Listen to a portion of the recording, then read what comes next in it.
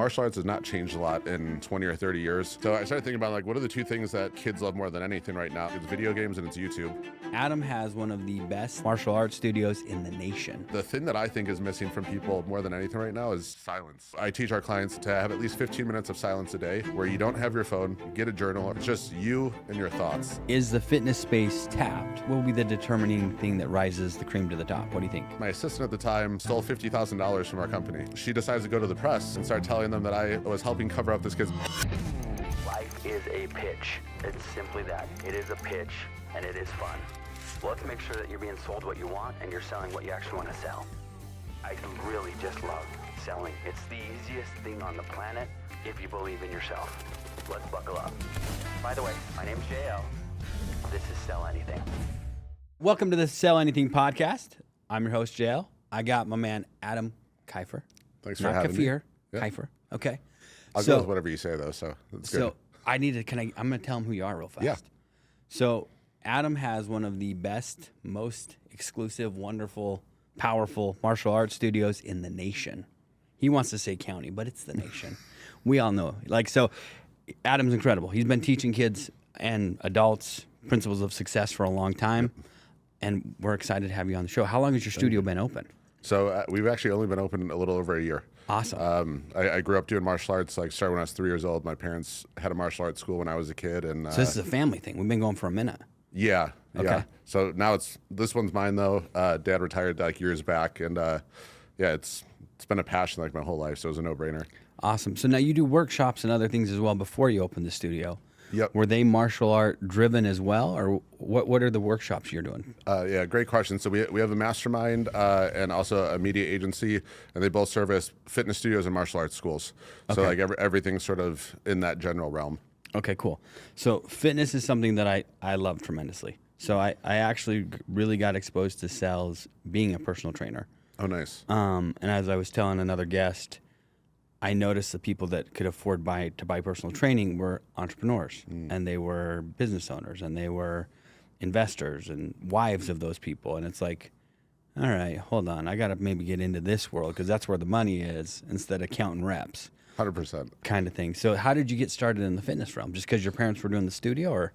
No, so it was actually sort of by accident. I was the craziest thing. I wouldn't recommend anyone do this, but I started coaching martial arts schools on the business before I even owned a business. I like it. Just because nobody do that, by the way. Yeah. But I grew up in it and learned the business when I was 12 years old pretty much, and was pretty much running my parents' school when I was 16. So I was very familiar with it. And then the guy that owned the company that I was coaching for also owned a fitness franchise called I Love Kickboxing. Okay. And he just saw what I was doing on the consulting side, and he's like, hey, we want to give you a job, fly you out to New York and have you do what you're doing on the marketing side with I Love Kickboxing. So then it was like, all right, I got to learn the fitness industry now and figure this out. Right. And just got sort of thrown in head first, but it was great. I learned so much and got a ton of experience from being in the sort of boutique fitness space. And now still have a lot of clients in that space now. So cool, man. Yeah. So and it all started with I Love Kickboxing. Yep. And then you scaled it into a business where you have clients and you go into boutique fitness places, martial arts. What's the name of the consulting group? We have Impact Mastermind is the consulting group.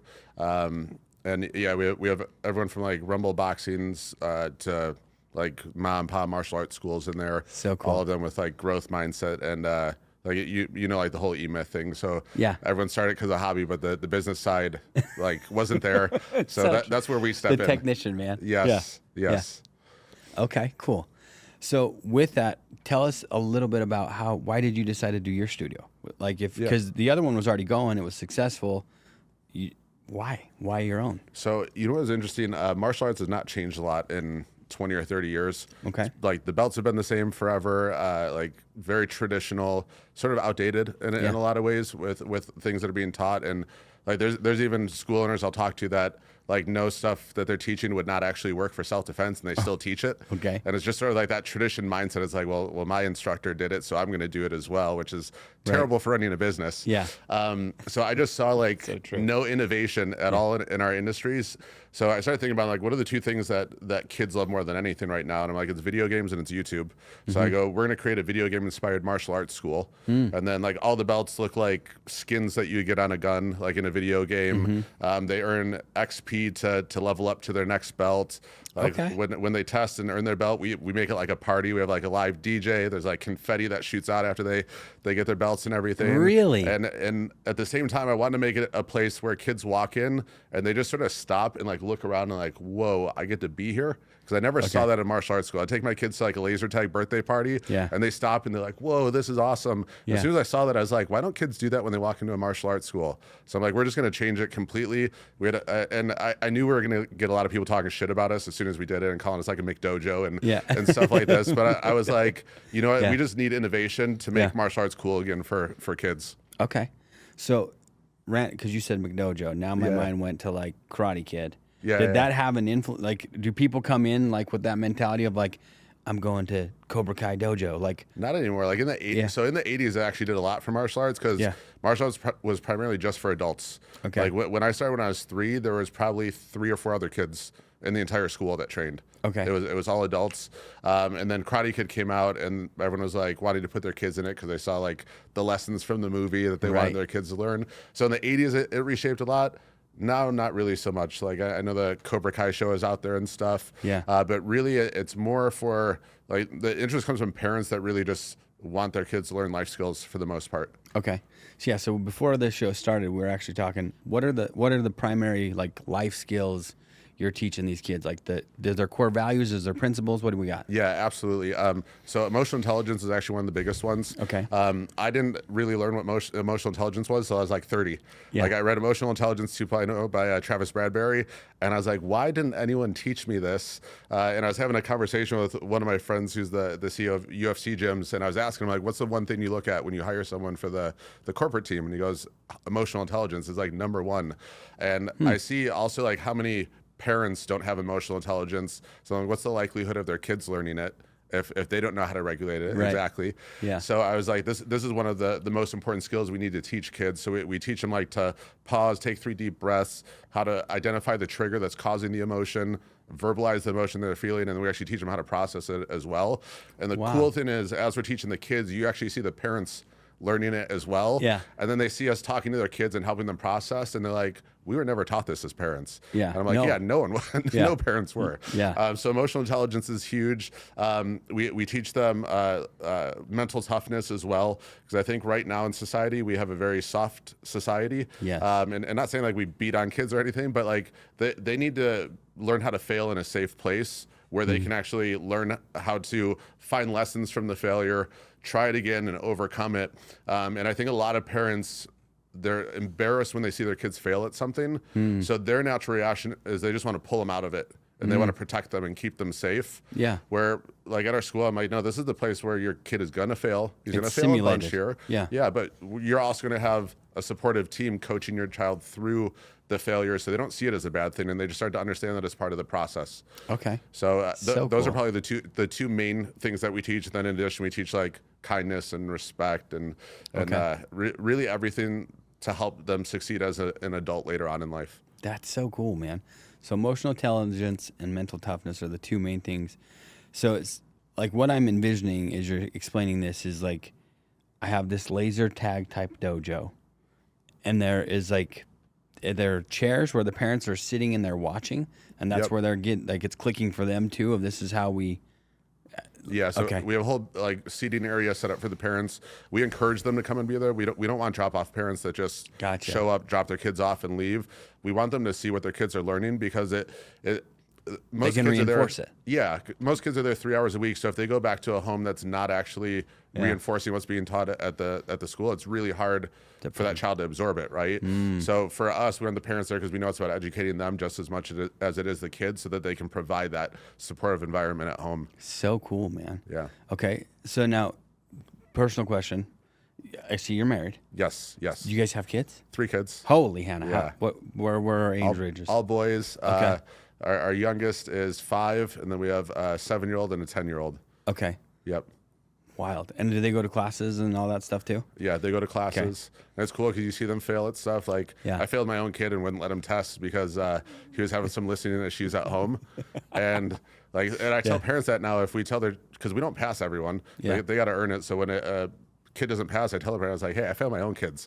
Like they have to earn this to get to the next level. But they love it. It's like they love when I'm home after I'm done working. They're like, grab the pads, Dad. Like let's train. So we'll grab some mitts and start doing some mitt work and stuff. But cool. Yeah, I'm like, my kids have to go through this. They have to at least get a black belt. That's their requirement. I like it, man. So now is your wife involved in the studio as well? No. Cool. So she's stay-at-home mom. She's the most amazing mom on the planet. Yeah. And wrangling 3 boys and taking them to like swimming and all their other stuff. All the things, and, yeah. Her job's harder than mine. Oh, dude, I agree with you 100%. 100%. My wife has worked out of the home maybe 20 hours of our entire marriage. We have 7 kids. Whoa. Maybe part-time for a buddy of ours when we were first married, for like literally maybe 1 paycheck, 20 hours. Oh wow.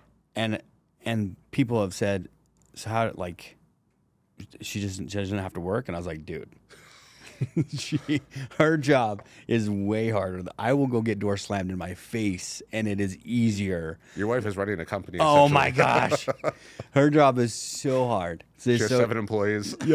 And they don't want to listen. Yep. And they expect to be paid to do nothing. Sort of like running a company. Oh, it's so hard. So hats off to the moms. Yes, 100%. Hats off to the moms. Okay, so where are you originally from? So I'm from Chicago. Well, Okay. I say Chicago, suburbs though. Okay. So Chicago, what brought you to Arizona? I'm just trying to connect all the dots of this journey here. I was in Chicago, then I went to New York to work for I Love Kickboxing. Lived there for a few years.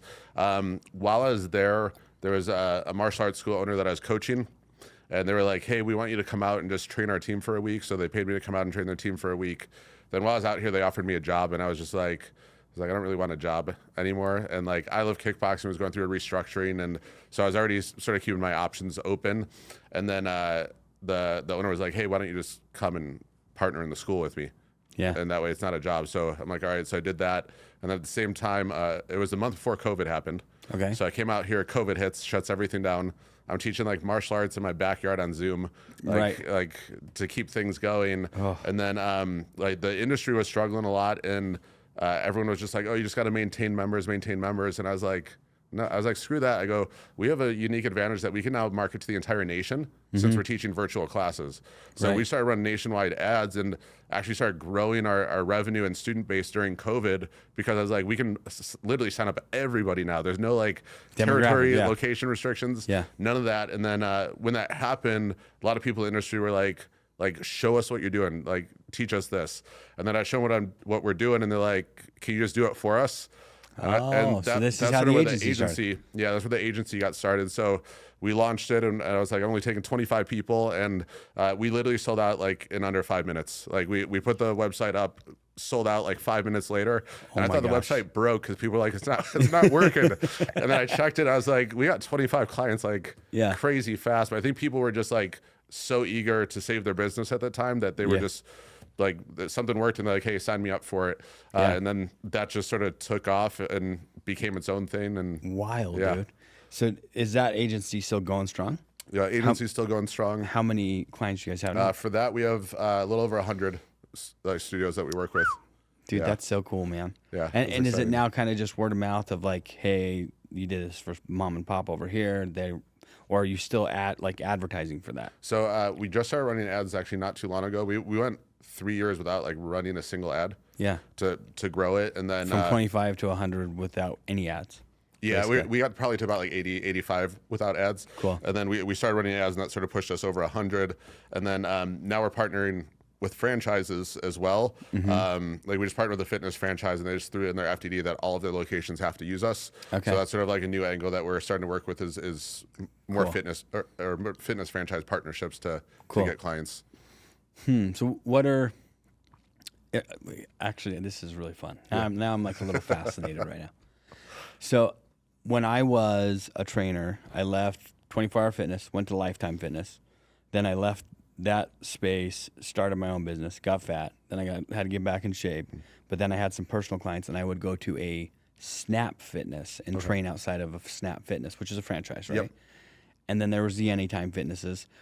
What franchises are out there in the fitness world? Are there a lot right now? Yeah, there's a ton. Like you have Orange Theory F45, you have Fitness is a new one out of Arizona that started that we're working with. What's it called? OHM. It's like EMS technology. What does that even mean? So it's electromuscular stimulation. Okay. So basically what it does is it sends more signals to your muscles to contract more times per second. So like normal bicep curl, 1 contraction. Yeah. Do that same thing with the suit. It's 85 contractions in a second. So Does it work? It does. You get like crazy sore from it too. For real? So yeah, they've been using it like in the form of bands and things in like Major League Baseball, NBA for like a long time, and they've also been using it for recovery a lot as well. Yeah. So like some people go because they just want like the recovery aspect, and they have like a yoga type class that they do, and then they also have like strength training. There's a Pilates program as well with it. And I don't even know if I'm allowed to say this, but Courtney Cox just like became a client of theirs. The as Friends well. lady? Yeah, the Friends lady. I like her. Yeah, so it's starting to blow up. It's just new tech, so people think it's gimmicky when they first see it. Yeah. But then when you try it, you're like, oh crap, like That hurt. Yeah, it works. Yeah. It's only a 25-minute workout too. Really? Yeah, because Are you still doing like the movements? And it just okay. So you're doing the movements and everything, and their like tagline is 2.5 hour workout in 25 minutes, essentially. That's catchy. And yeah, it's the tech is crazy. I just wish more people knew about it. Yeah. And then they also have like an at-home version as well, where you can just do the workouts through an app and have the suit at home. So some people It's a suit. Yeah, it's like a suit that you put on.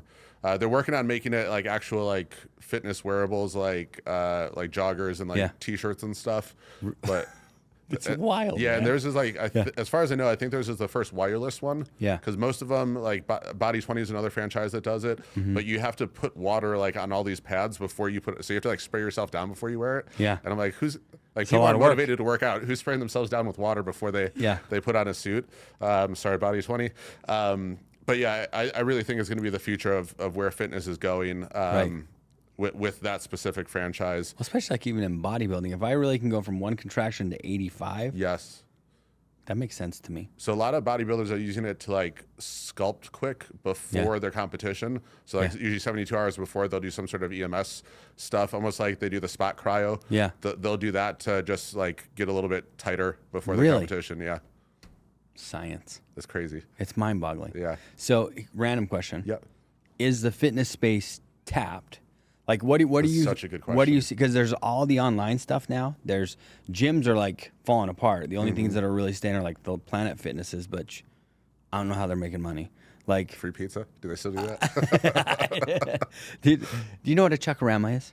You ever heard of that? No, a no. chuckarama is like a big buffet in Utah, right? Like okay. it's just like all you can eat Like a buffet. Sizzler? But back in the but day? more. Okay. Yeah, like a Sizzler, you can order a steak or whatever, right? This is like it's just everything's on tap, and you can just go back and eat and eat and eat. As a Planet Fitness clientele? Is that what you're Yes, saying? there's literally a Planet Fitness right here in the corner. It's right where Dakota lives, where Brady's little brother lives. Okay. It's that one. So there's a Planet Fitness, and then in the middle of the parking lot is a Chuckarama. And literally, we were eating there the other day, and I was looking at the Planet Fitness, and I was like, "That makes sense, man." I would just They work need out, and then I'll come eat. Yeah. Like, yeah, That's awesome. So, back to the question. Yeah. Is there space? Is it dying? Like, what's happening with fitness? What do you see? I think there's space for different. Okay. So it's funny. We just created like this really outside of the box ad campaign for It's probably going to launch next year. But I was looking at like all their competitors. Everyone's advertising looks exactly the same. Everyone's messaging sounds exactly the same. It's going to get way worse with AI because everyone's going to be just using prompts to generate copy and stuff. So we created a campaign that just looks entirely different from anything in the fitness industry. Almost so much that like you probably haven't really seen anything like it since like the 1940s. Like, Really? I was like, let's just go back and like look at some Ogilvy era type stuff. Yeah. And use that for inspiration. Jack LaLanne type stuff. Yeah, like when you see the new Atomic Age ads of like the modern marvel of science and technology, and I was like, no one knows what EMS is yet. I'm like, let's hit it with that angle. Smart. Yeah. Man. So I was like, we just need to make them stand out because everything right now looks exactly the same, and I'm like, let's throw this on the wall and see how it does. Dude, that's wild. Okay. Yeah, I have some off camera questions for you. Okay. But yeah, it's Yeah. oversaturated like crazy right now. Yeah, but what will be the determining thing that rises the cream to the top? What do you think? So I think technology is definitely be one of them. That's why I think Ohm is such a cool and innovative brand. I also think experience is the other part. Like Rumble Boxing, like before they franchised, if they would have kept the same model, I thought they were going to blow up because it was like a nightclub like boxing class essentially. Really? And like they had like some of the best music I've ever heard for like any type of workout.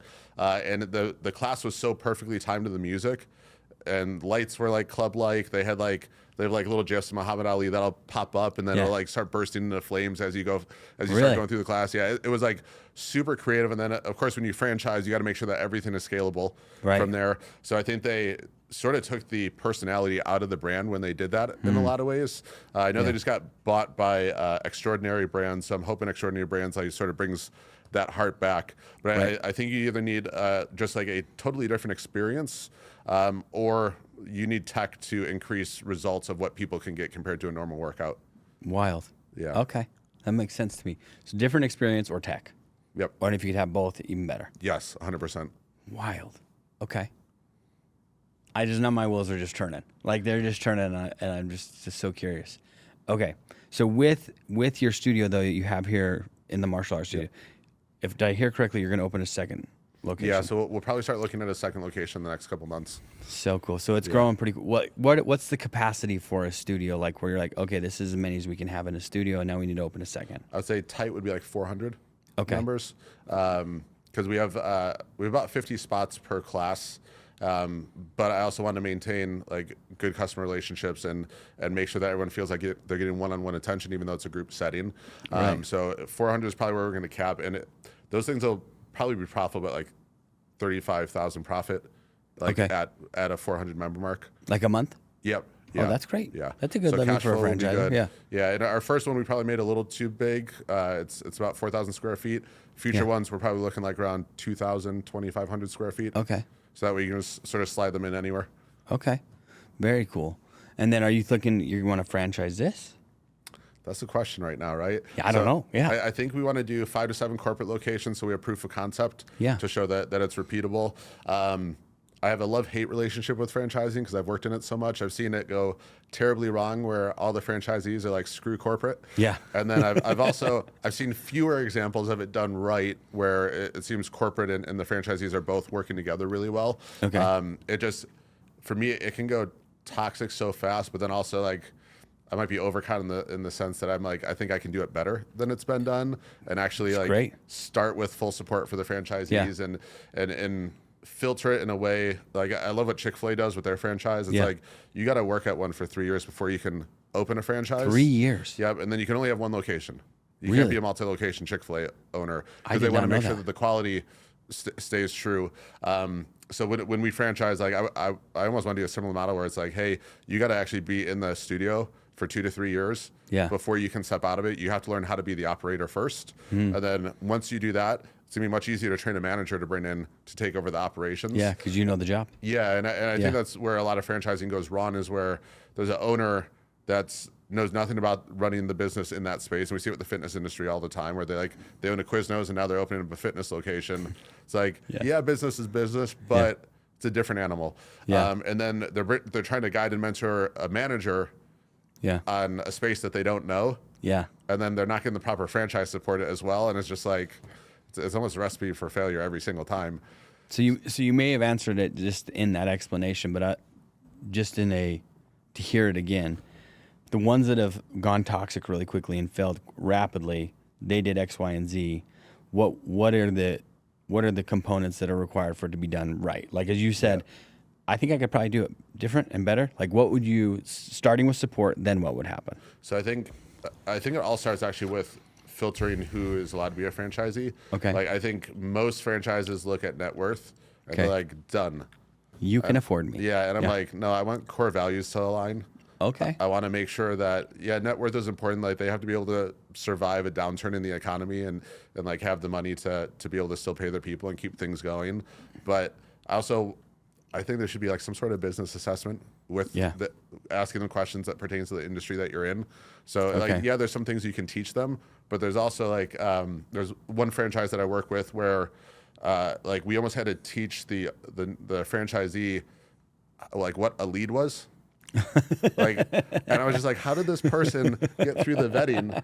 And they're like, they don't understand what a lead is, and they've never had a business that ran any Facebook ads or social media, so they're not used to having to post. Like, I was just like, I'm like, what is going on? Like, we shouldn't have to like my kids know what leads are. Yeah, like, I was like, this should be the basics. So I think there should be some sort of business assessment that they have to go through.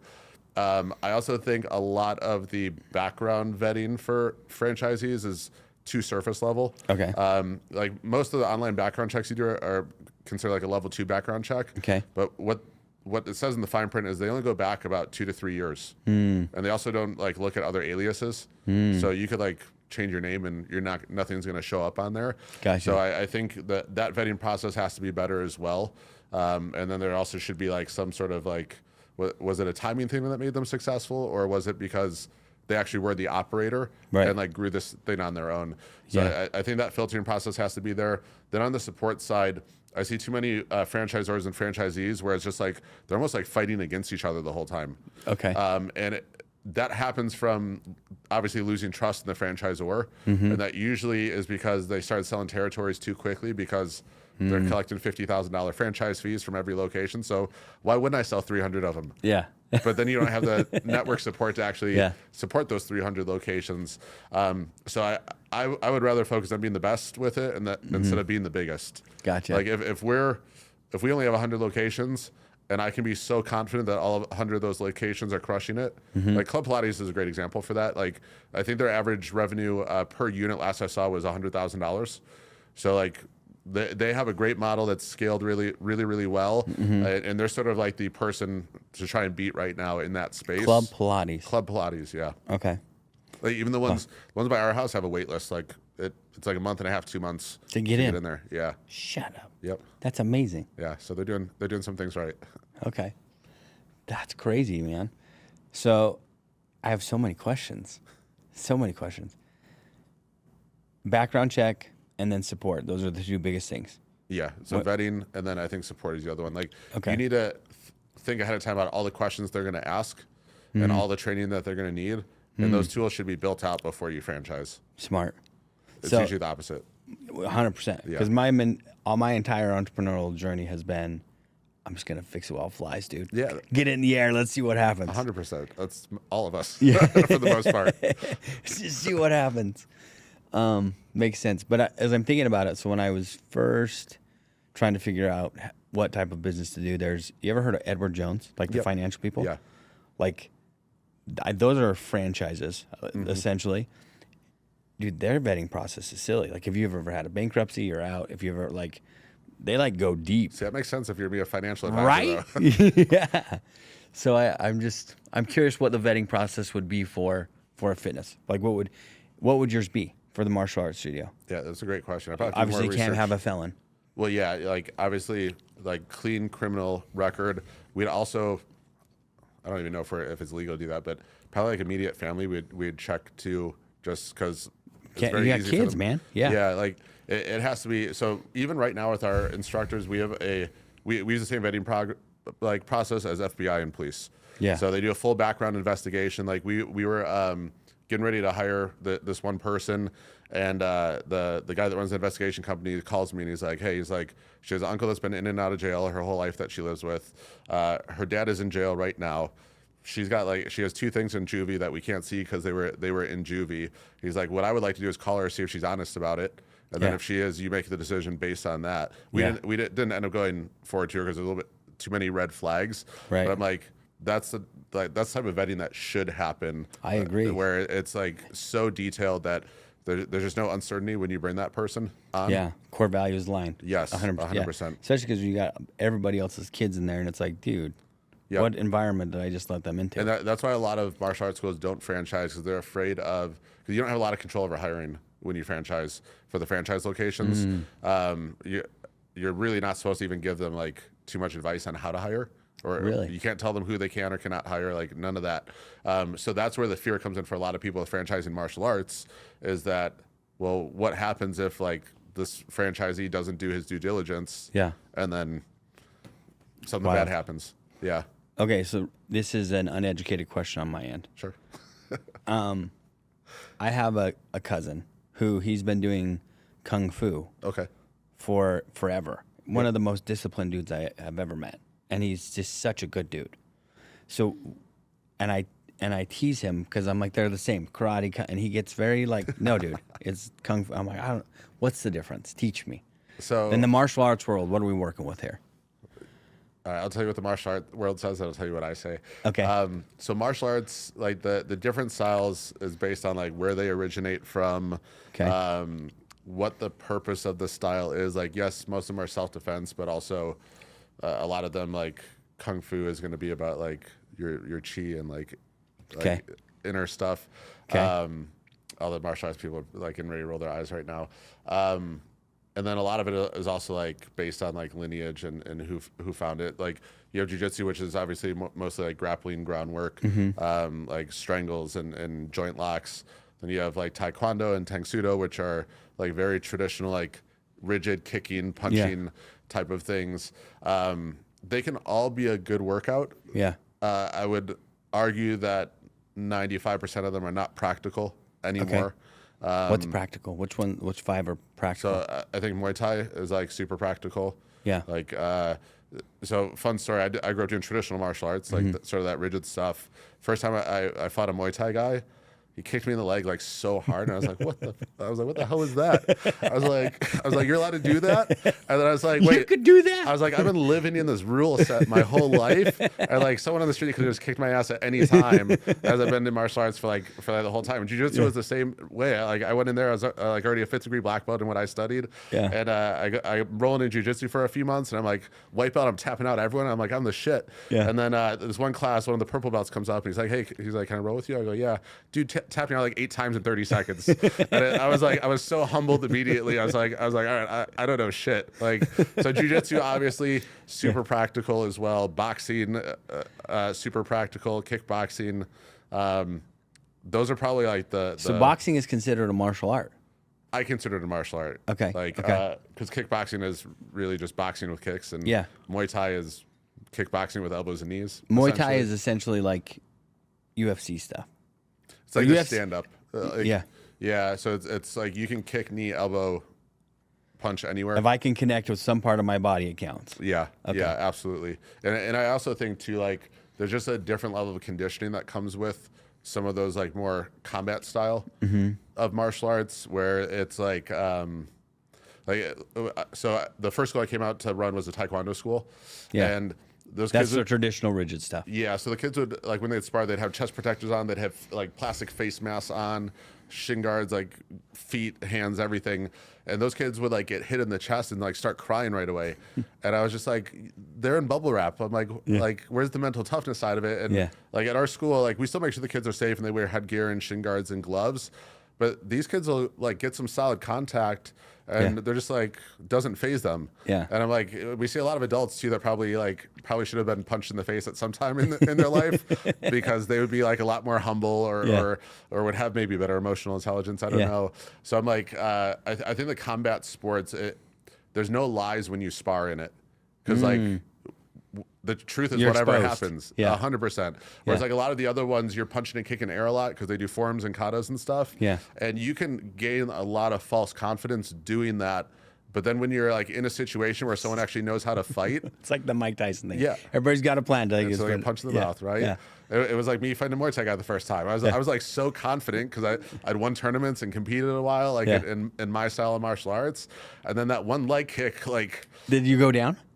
I didn't go down because my pride wouldn't let me.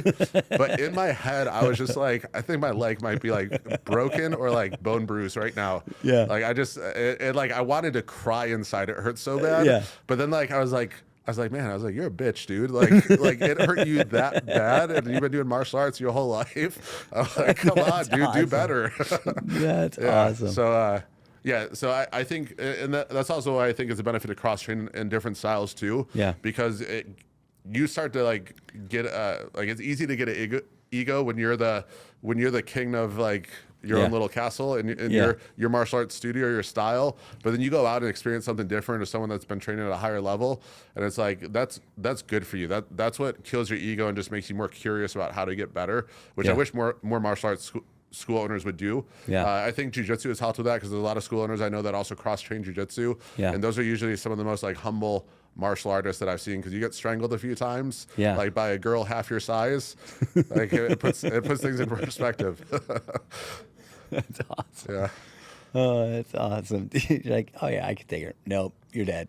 You're toast. One of my friends just started jiu-jitsu recently, and he's like, it was weird, man. He's like, I didn't want to roll with girls just because you're like rolling around on the ground, sweating on each other. And he's like, and there was this like little Latin girl that was probably half my size. He's like, dude, she was armbarring me. Like, he's like, I didn't want to go back to the next class afterwards. Well, that's good for your ego, man. Dude, that's so funny. That the grown man's like, I'm not going back. Yeah. That little girl kicked my butt, dude. 100%. Oh, that's cool. So with jiu-jitsu then, like, where would somebody start? So I've never done any martial arts stuff. If I was to start and do some jiu-jitsu, like, because there's a lot of that's on the internet now, right? Like, traditionally you hear, okay, the weight doesn't lie. You can either move it or you can't. Yep. You're saying the exact same principle in jiu-jitsu or in martial arts, like, it's going to come out if you've trained or not. Yeah, and like leverage plays a big part in that too, of just like understanding how to manipulate the body and everything. But if you want to jump into jiu-jitsu, I would try and find a place that's not a competitive gym.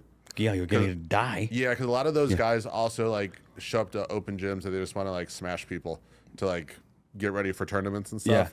I would try and find sort of like more of like a like family youth owned one. Yeah, kids focused jiu-jitsu gym. Like honestly, a lot of people like shit on Gracie Barra, which is like one of the biggest jiu-jitsu franchises. But for like beginners, it's a great place to start, because you're Are they all over the nation? Yeah, they're everywhere. You're not gonna have people trying to like armbar, break like my arm off, destroy your arm or anything like that. And then you can always decide once you get to a certain level if you want to get more competitive, and that school doesn't compete a lot. Then you go find the people. What, in your experience of having done this for as long as you've done it, someone starts when they're 42, can they get good? Yeah, absolutely. Yeah. Jiu-jitsu especially. Yeah. Like again, if you're at the right gym, otherwise like joint issues are going to be like bad at the wrong gym. Yeah. But yeah, I think like any age, like even at our school, like even though we're primarily kids, we have dads and moms that start doing like the kickboxing and Muay Thai, and they might be doing more of like the self-defense and fitness part. Yeah. But I really think every dad should do some sort of martial arts, just because there's sort of a silent confidence that you get, that you just know, like if something goes down with your family or someone tries to do something to your wife or kids, like just having that confidence to know that you can step in and like handle it is it's just calming. Yeah, no, it makes a ton of sense. I had a good buddy who, you ever heard of FitCon?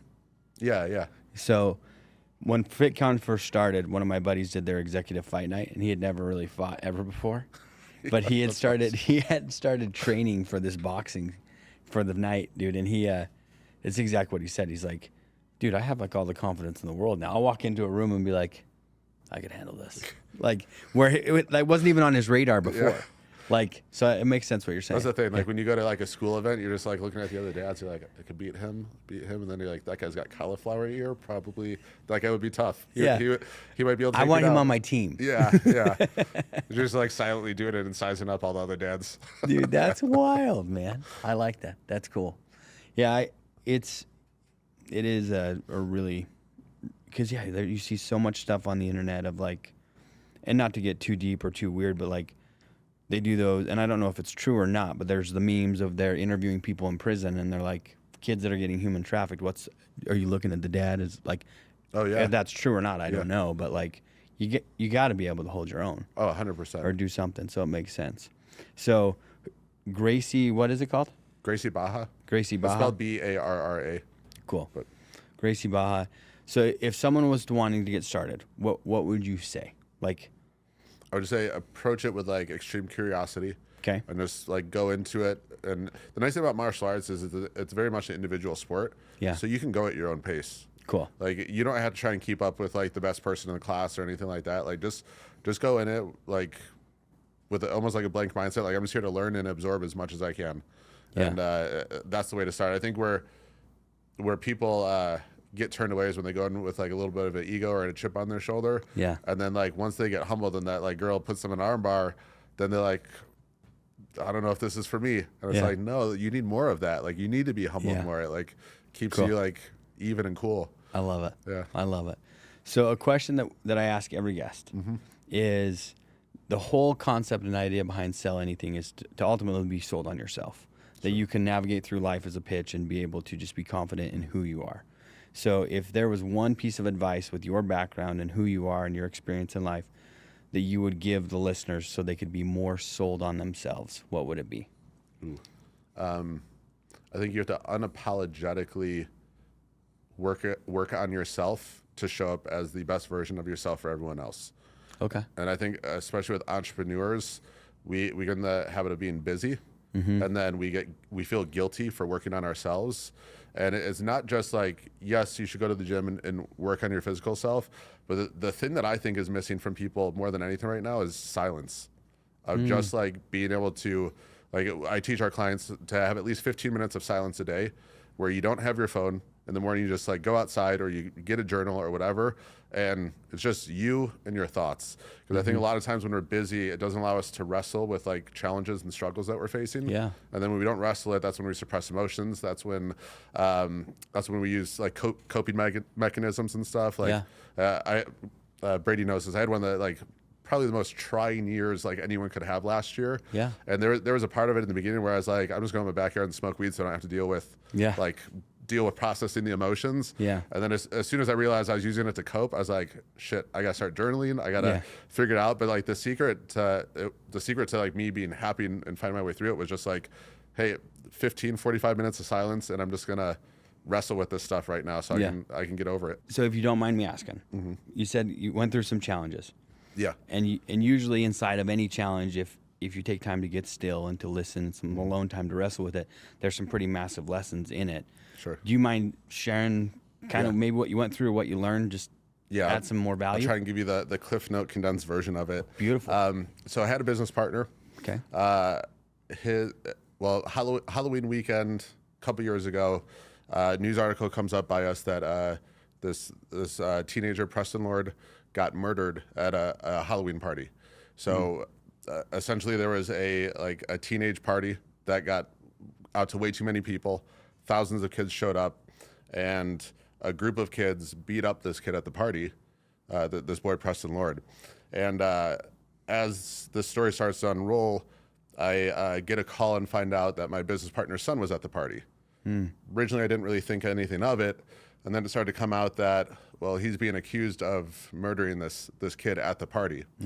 So this starts to happen, and we're sort of dealing with just like the stress, and the police were, in the public's opinion, the police were moving very slow with arrests, pressing charges, all of that stuff. So the public just is going to villainize whoever they think is responsible for this. So it was my business partner's son and also my business partner because he was wealthy, like really easy to make the rich guy the bad guy. Yeah.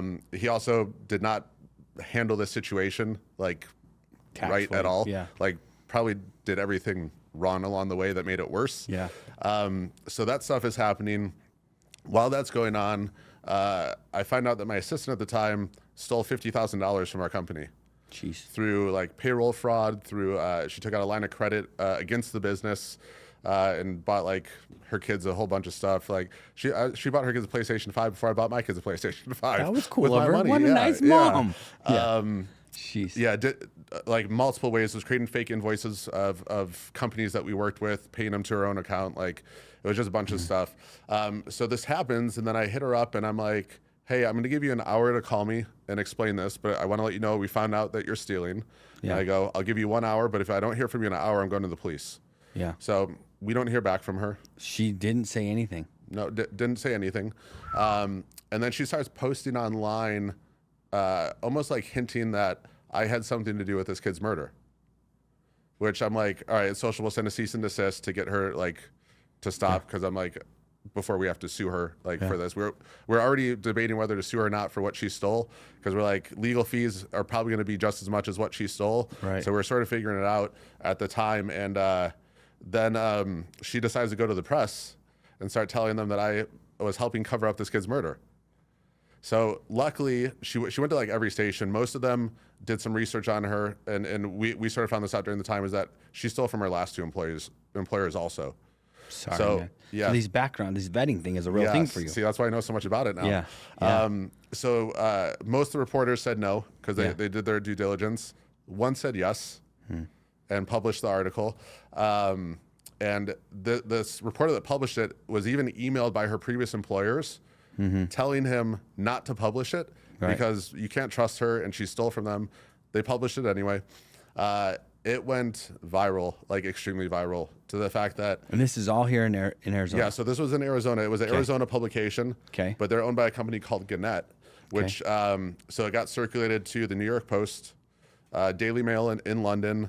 Nancy Grace was talking about it. Dr. Phil reached out to me. Shut up. like crazy. Did you go on Dr. Phil? No. Okay. And like the whole time, I'm like, it feels like I'm in a Netflix documentary. Essentially, that's what I feel like. You're in a movie right now. Believe it or not, like someone's doing a Netflix documentary on it, and they reached out to us. So I didn't participate in it. But what happened is, so this article comes out. I started getting death threats like immediately. This is a real thing. This is a real thing. People are. I would smoke weed too. I've never even had weed. Yeah. People are threatening to kill my kids. Oh my gosh. And so like the day this happened, I was like, I need to get an Airbnb because our address started getting leaked online. And I'm like, we're going to go stay in an Airbnb for like 4 or 5 days and just like be safe. And it was sort of like that feeling everywhere I went for probably close to a year. I just felt like everyone was watching me, or everyone was looking at me when I walked in the room. So it was sort of battling with that. And then we lost about, from one company, we lost about $60,000 in recurring revenue in 30 days. The martial arts school, the Taekwondo school we had at the time, lost, I don't know, probably 40 or 50 members, like overnight, a 24-hour span. Yeah, in a 24-hour span.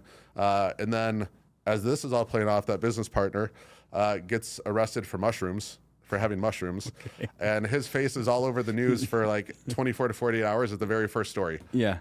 Because he was already, like, He's people already were already talking about him. Yeah. So then that happened, that more cancellations and stuff. So, and that also, like, that started to be like the right down the wall that like I need to move away from him and buy him out and separate that part of it. So we moved forward with that to go our separate ways and everything.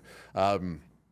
But it was interesting. I learned so much through the process of everything, where like, I've talked about this before, but for my entire life, my reputation character has been the exact same thing, right? Yeah. Like I'm like, if I have good character, people see me as someone with good character. This was the first time that they were separated. Character. Yeah. Yeah. Like my character hadn't changed. Still the same guy. Yeah. But the reputation I realized was no longer in my control. Yeah. So I had to come to terms with like being okay with like that being out of my control, and I'm just going to keep focusing on my character no matter what. Huge. Which is big for me. And then also it brought me like a billion times closer to God, because like I think sometimes God crushes you to make sure you stop relying on yourself. And I think I was in such a habit of relying on myself, and we had a lot of success, and I was not like externally but internally I was just sort of like, yeah, I'm the shit. Like I'm doing great. And then like boom, God's like, remember, you still need me. And I'm like, yeah, I do. You're like, but thank you. Yeah, but once I sort of learned to like surrender the whole situation to him, that's when I was able to come out of it. And it's cool too, because you I don't know, cool, but you learn like who are the people that are actually like really true friends. Yeah. Because like there's some close friends like really stuck by me during all of that. Yeah. And, like as soon as they even heard like a mention of like what my former assistant was talking about, they're like, we know you. That's not true. Like that's not who you are. And then there's also some people that just stopped talking to me altogether that I've known for like years. We had one of my good friends. We were supposed to have an event at his space. And 2 weeks before, his secretary calls and is like, we're canceling the event. And I'm like, we have like 50, 60 clients getting ready to show up in 2 weeks. Yeah. And he wouldn't even call me, wouldn't pick up the phone, wouldn't text me. And I'm like, dude, like I've sent him tons of clients too. Yeah. I'm like, I've known you forever. I'm like, you can at least just like have a conversation. I'm like, if it was the other way around, I'd be calling you and be like, hey, I'm hearing this, but like, tell me what's going on. Yeah. Tell me your truth. But like, I'm actually weirdly sort of grateful I went through it. Yeah. Because like now it's sort of like I'm unkillable. Yeah. In the sense, it's like no matter what happens, nothing is going to compare to having to go through all of that. And just like we were getting like messages daily of just like I would post a video, people would comment like, you should be in prison. Like, we hope you get raped. Like Holy way to cover up crap, kids' man. murders. Now it only happens like once a month, but it was happening like multiple times a day on our social channels. Like no matter Dude. what we would post. And it's all- people were going back years through videos too and commenting on like the oldest shit they could find too. Are you serious? Yeah. Wait, you got, jeez, man. I'm sorry. That is right. Thanks, man. Dude, yeah, the optimist in me is like, cool, man. You guys got a ton of attention, but then you ever heard of John Wooden? You know who that is? Yeah, the basketball coach. The basketball Yep. coach. So he has a quote that I love that says, "Your character is who you actually are, and your reputation is who people think you are." Yes. And so when you said that, it's kind of what made me think about. And it's cool that your character stayed intact the entire time. Yeah. But it's true when they're tied together because you've really worked so hard to be who you say you are, and all of a sudden you start getting attacked. That hurts more than anything, probably. 100%. That's what I'm sorry for. Yeah, man. that I think was the toughest pill to swallow. Was that I was like, I've really worked my whole life on being a good person. Yeah. And I've also the other hard part was I've worked with kids my whole life. Right. And now I'm being accused of doing something that would be super damaging to a kid. Yeah. And I'm like, that is just like not even in my being whatsoever. Right. So that was like, it's like you worked your whole life to build this thing, and then like that with like one accusation, someone can take the whole thing away. Yeah. And then luckily when we sued my assistant in the deposition, she admitted that there was never a cover up. Yeah. So good. it came out and the same paper printed a second story, but buried it like way down. Yeah. Didn't really admit fault, but we're just like, she was found liable of fraud. And Wild, dude. Yeah. It was, She was trying to take all the attention off of her, put it on you, so she could get away with that was it. ballsy too, man. Like, Yeah, that's- I was like, for her to like put herself in front and make a lie that big, and I was like, she either is in a different reality, Yeah. or she's done this just so many times that she has like just this confidence. She that has a she's- playbook. Yeah. Yeah, and it's crazy because obviously we reported the theft and everything to the police, and we know someone else pressed charges against her as well. But we're going on almost 2 years now. Yeah. And it's still sitting at the county attorney's office in review. Wild. Yeah. So she's still running around. Yeah, as far as I know. So don't hire her. No. Okay, good. That's a good idea. That's just, man. What can I ask? Like, what happened with the murder stuff? Like, did that get put to bed? Or? So, as far as I know, the trial was supposed to be in July, and I think it got pushed back to October. Yeah. So that's still to come. I think one of the kids ended up taking a plea deal, I think, Right. in that case. And I think, I want to say there's 5 kids total. Did they charged. just try to tie it to the studio that they knew how to fight and that's how they killed them? Or how did they? So that happened as part of it as well. And my business partner's son had never even set foot in our martial arts school. Yeah. But there's like people just like say whatever they want during that time to make you more of a villain.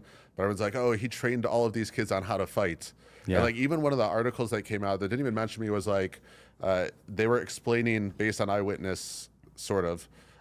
Their witness was my ex-assistant. Yeah. They were like, he was using martial arts like hammer punches on the kid, which first of all I go, no martial artist is going to call anything a hammer punch. It's like it's not a thing. Like Yeah. if I heard someone talking about hammer punches saying they were a martial artist, I'd be like, that guy's never trained in his life Yeah. of how to do martial arts. So that they tried to tie it a bit for that, but that didn't really stick. It fell off pretty quickly, luckily, that piece of it. So wild, Yeah. man. And so the partnership's over. Yep. You guys have, Yeah. And the crazy thing too is like we teach kids like when you should use martial arts and when you shouldn't. Yeah. And that it should always be a last resort to use. And it's like, do we want our athletes to be capable of violence? Yes, but we don't want them to be violent. Yeah. Like there's that quote that's like, would you rather be a gardener in a war or a warrior in a garden? Yeah. Like we want to build warriors in a garden. We just want them to have that silent confidence to be able to protect themselves. But like if any one of our students ever bullied a kid or got in a fight, Yeah. first thing they do is be having a talk with us. They'd lose their belts. Like Yeah. it would be a really big deal if that happened. So it was again, it's like the reputation part. I'm like, that's not who we are. We don't teach that. And I'm like, we've never taught any of those kids either. So crazy, man. So that's been 2 years then, almost about a year. Yeah, was it 20? Man, my time is so warped after last year. So it happened, October 2023 is when the murder happened. Wild, dude. Yeah. And it has but things are stabilizing. Things are back on the up and up. Once that second article came out, and it revealed a lot, and I think a lot of people realized like, she was full of it the whole time. Yeah. And it's funny, like a lot of people that are close to me, they're like, you think people are actually going to apologize to you now? I was like, no one's going to apologize. Like, I really don't expect people to apologize. And also, I'm like, if I look at it from their angle, like a innocent kid got killed, like they should be angry. Yeah. They should be mad about that. Yeah. And did a lot of them jump to conclusions? Absolutely. But I'm like, what started the fight? Just proximity? I don't even know. I think there was a group of kids in the Gilbert area that were just like beating kids up for fun. Like, oh, geez. Like crazy. Yeah. And I don't know a ton about it, but it seemed like the Gilbert police weren't really doing much to punish these kids. Yeah. And it seemed like a lot of them came from wealthy families as well. So a lot of people had been victims of these kids, and it just hadn't been like publicized. Serious so then enough, once this got publicized, there's a lot of angry parents that are like, my kid was a victim too. And like, it's these rich kids that are doing this, like whether or not it is or not, that was sort of the perspective of it. Yeah. So I totally get the anger and the frustration. It sucked it was directed at me, but it's like, 100%. I get it. Yeah. Can we touch on one more thing real fast? Yeah. So you said that it brought you back to God. Tell me a little bit about that. Like, so go a little deeper if you can. Yeah, I've been a Christian since I was young, but I think what you're taught about Christianity, and then so I was always taught, read the Bible, pray, like do those things, and believe that Jesus is the Son of God and died for your sins and you're good, right? Yeah. But that's so surface level. Yeah. And I think what this brought me back to is like, no, the core is having a relationship with God, right? Where you're just having daily conversations, and you're just sort of you're surrendering it to sort of His will. Yeah. And like there at the beginning, there was multiple times where I was praying, I'm like, why is she getting away with this? Like, why haven't you punished her? And I just like, I was sort of in that mindset, and then I just like started to hear God more clearly, and He was like, it'll all play out, but He's like, it's my timeline. So just know that I'll take care of it. Cool. Let me do it. So I think that was a big part of it. And then I just got back to like reading the Bible again and doing it for me, and like looking for lessons I could take out of the Bible and lessons about my relationship with God, instead of just reading the Bible to read the Bible, because that's what a good Christian is supposed to do. Yeah. 100%, dude. I think that's really when it becomes transformational. It's been my experience as well, as because you do, as an entrepreneurial person or as a high performer, like you forget the essence and the presence of God, and you're just like, oh, this is on me. I got this. I got this. And then all of a sudden, like, dude, I don't got this. I don't got it. And it's sometimes it's things that's just so out of your control that it's like, all right, God, I surrender. Like, what can I learn? And the only way to get the learning is to like, you dive into the Word, man. And you get into that Word, and it touches your heart differently than when you were just doing it as a checkbox. And it's like, I actually want the lesson because I want to submit. Like, I want you to win because I know I'm going to win. If you're winning, I'm going to win. Yeah, like 100%. Yeah, it's powerful. There's a crazy thing, too, about when you have spiritual alignment, how it brings clarity to your business as well. 100%. There's so many times, like, I have to make a decision in business, whether it's like a personnel decision or do we do this deal, do we not? And I just go to prayer now. Instead of just sitting there and like tossing and turning and asking 50 different people their opinion, I just go to prayer, and I just have so much more confidence with the decision making. Yeah. And I think the other like piece, the spiritual piece I got out of it is like, I felt like I actually experienced spiritual warfare. Yeah. Like it just felt like I had a bunch of access points that I was allowing just demons, evil spirits, whatever, to influence the people around me, and like, we should have never hired my assistant in the first place. Yeah. After we found out what we found out, like with her previous work history and everything. But I was like, man, I think I was just leaving myself vulnerable because I wasn't having a close relationship with God. Yeah. And then like, it was almost like once that happened, God's like, get these things out of here. Like, like I got you. You're protected. Yeah. It goes from I got this to I got you. Yes. Yeah. Yes. That's beautiful. Dude, I love it. So name of the studio.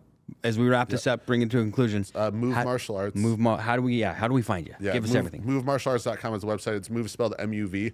And then you can follow me also on my socials, which is Adam Kifer, Kifer, on any social media platform. Okay, cool. Go find him. He's a big deal, and he follows God. It's a good thing. Go find him. Okay.